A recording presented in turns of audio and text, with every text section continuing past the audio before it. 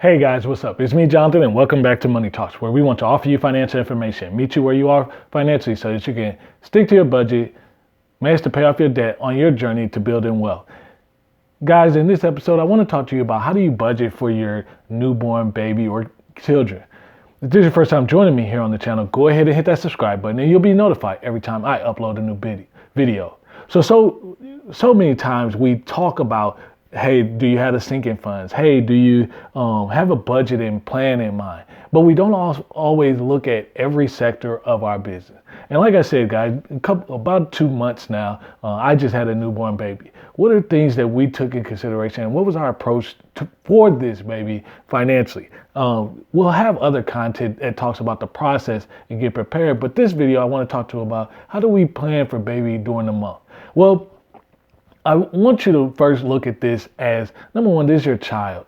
Like, you have to always assess things based off of needs versus one thing. Now, depending on where you are on your journey and where your priorities are, you have to understand that there are always going to be decisions you have to make. Even if you have the money to do everything that the child wants and desires, that may not be beneficial for the child. And such as that, that's the approach myself and my wife take. We looked at what the budget was for the child, but we also looked at what is this child expending. And we try to keep a budgeted amount per month for the child. And we'll make adjustments, obviously inflation, or as the child gets older, as things become more expensive, like shoes and clothes and things like that. But that's not going to stop the decision making of what is pertinent for the child. How should we go? By any means, it's not to make the child deprived, but it's also to understand that there's a fine line between want versus need, spoiling versus taking care of.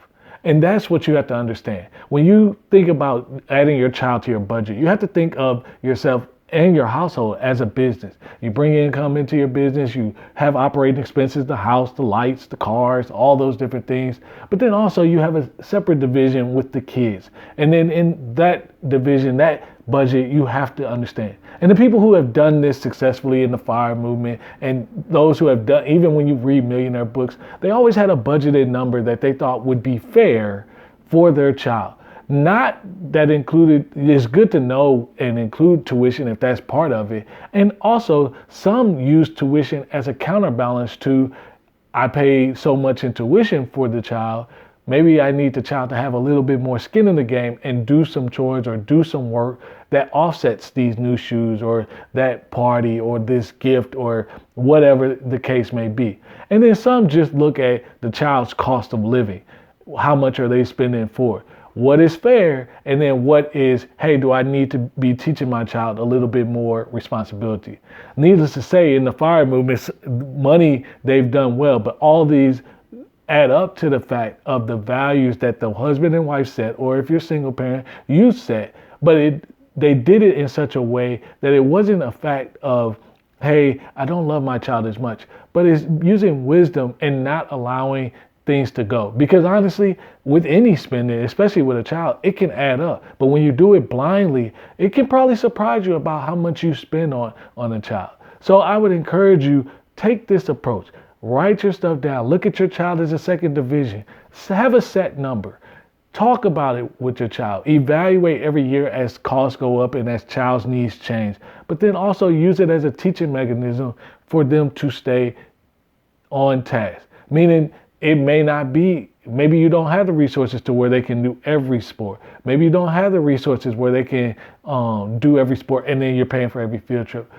All these different things is a part of the development of the child. And then talking to them about how that works so that they can understand that decisions have to be made.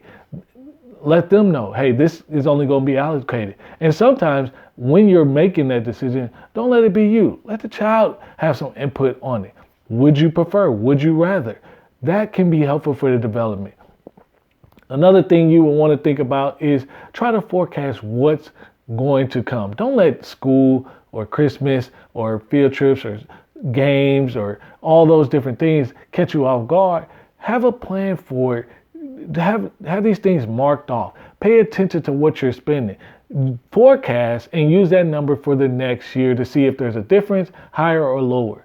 And then lastly, make sure above all, that you are comfortable with what you're spending. If you can't fully understand where all your money is going, and even with the child, that is going to be detrimental to how you build your wealth. The average person in 2020 spent about 12, single family, between $59,000 and $106,000, spent about $12,000 per child. It's said that over an 18-year span for a child, parents, parents spend nearly $210,000. Could that be valuable? Is that true? Is that worth it? Is that a fair price? Or could that have come because of not paying attention? It's not saying that you're so rigid. It's having a budget, having a plan, and knowing what's going on, knowing what you're spending. And with your children, you can get so subsided so easily because the love can blind the dollars. I'd encourage you to take a look at this, take a new approach, and just try it out. Try it out for 90 days, then see. Just like you saw with your budget, see how much you spend for your child. And then think about, evaluate the decision. Was it worth it? Could you have done something different for them that have been more prosperous for them? I hope you guys enjoyed this video. If you liked it, go ahead and give it a thumbs up. If you haven't already, please subscribe to the channel. Don't forget to check the link below. Weeb was offering 2 free stocks when you open an account on the platform, and one when you deposit $100. And I can't wait to see you guys in the next video.